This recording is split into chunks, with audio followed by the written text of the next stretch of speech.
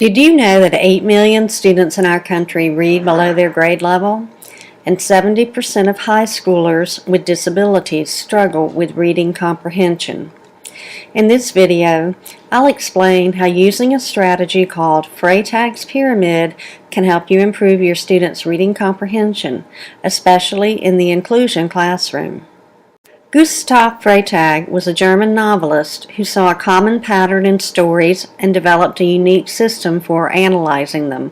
Freytag diagrammed a story's plot by using a pyramid and then divided the pyramid into 5 stages. Stage 1 is the exposition, or the beginning of the story.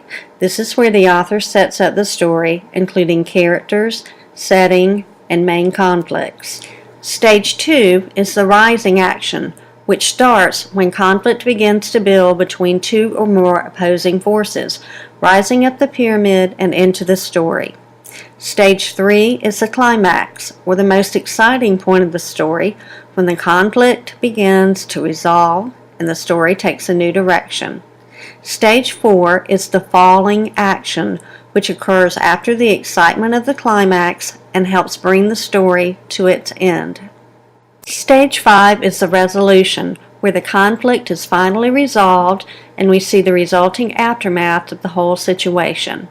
So how can you use Freytag's pyramid in an inclusion classroom to improve reading comprehension?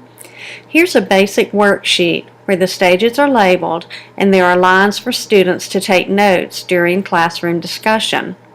For students with learning disabilities, I recommend using a handout like this where the important information is already included and students can focus on the discussion.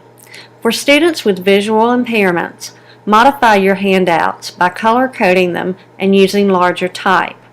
Begin the lesson as a whole class and then leave the visual on the board for visually impaired students and students with ADHD who are working in small group workstations.